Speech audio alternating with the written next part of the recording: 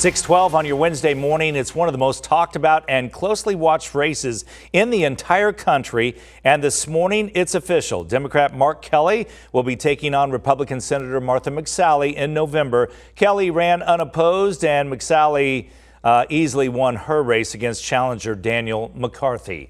So both candidates are raising near record amounts of money. Yeah, Democrats see this as a chance to flip the seat to blue in November, while Republicans are focused on holding on to this seat to maintain the majority in the United States Senate. So this morning, we'll be hearing from both of these candidates, and we want to get out to Javier, who's on location this morning with the Democratic candidate for United States Senate, Mark Kelly. Good morning, and it's expected to be a real dogfight with a lot of national money already pouring into the state of Arizona as the U.S. Senate seat is up for grabs in November. We are now joined by former astronaut Mark Kelly, who will take on Martha McSally in November. By now, we've been bombarded by a lot of campaign ads out there accusing you of ties to China through a company that's based in Tucson. I want to start off by asking you, how close is your contact with this Tucson-based company, Worldview, and how close are their ties to China?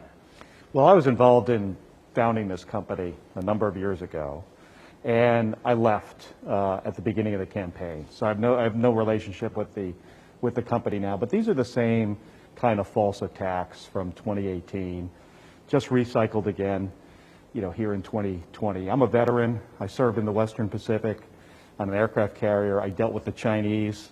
I have experience, in this, with this situation. And as the commander of the space shuttle, I dealt with the Chinese as they shot down one of their own satellites and how it affected my mission. But these are the same false attacks that Senator McSally used in 2018 against her opponent. And I think folks are really tired of it. What they want is a debate on the issues. Healthcare, the economy. We're in a crisis right now with a pandemic.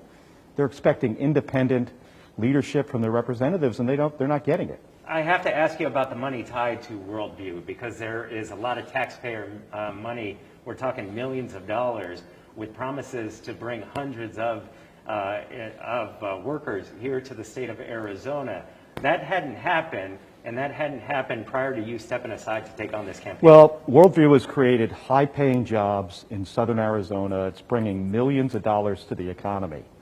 And they pay rent on a building to Pima County, to the taxpayers. And when you look at the over the extent of the deal they made, it's going to produce millions of dollars in revenue for Pima County.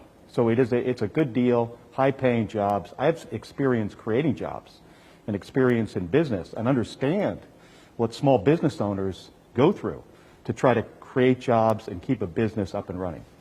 Let me ask you about, now that you know who your opponent will be in November, your thoughts overall on Martha McSally, personally, professionally, especially from a military standpoint.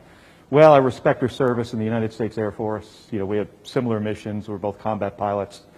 But, when you look at her service in the United States Senate, very partisan, does not work across party lines to do what's in the best interest of Arizonans. I mean, Arizonans are worried about their health care. So I've traveled across the state pre-pandemic, in my car, 15 counties. I'm hearing issues about pre-existing conditions. Can you keep your health insurance or get health insurance if you have something wrong with you? Can you keep it if you get sick?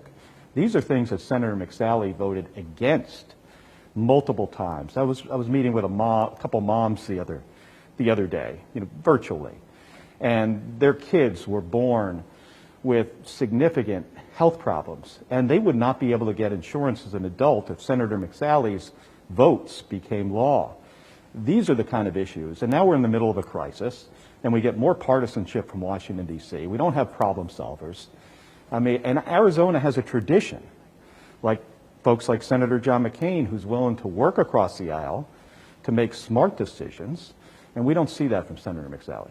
Now, she says that she will support pre-existing conditions now. Let me ask you, because everybody goes into it's easy to say one thing, and in her case, do something else.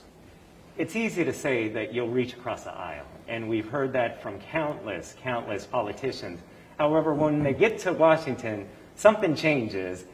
How would you get through this deadlock that seems to be more partisan than we've ever seen before? Well, I think it's about building relationships with, I know, and I will work to build those relationships with Republicans. I'm not a politician. I'm not a partisan.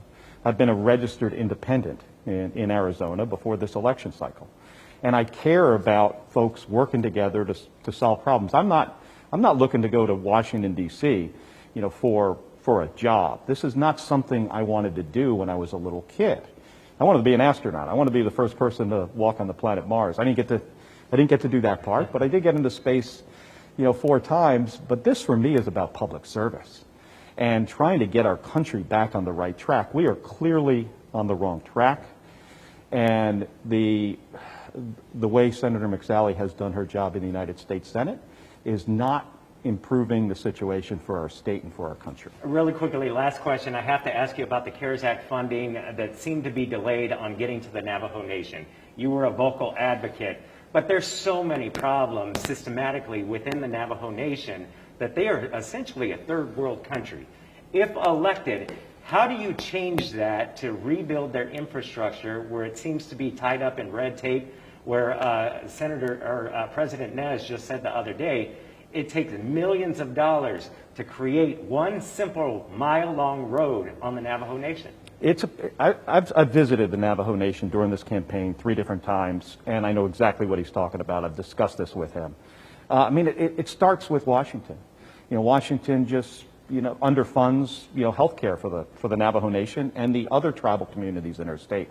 With regards to the CARES Act, they sent money to Alaska to a for-profit corporation, which then tied up the funding, and the Navajo Nation wasn't able to get the funding that was allotted to them. And this is something that my opponent, Senator McSally, didn't speak out about. So there are systemic problems in Washington, D.C. that hurt Native tribes in our state repeatedly. The Indian Health Services, as an example, should be fully funded. The amount of money that is spent on Indian health care compared to everybody else in the country, it's about a third.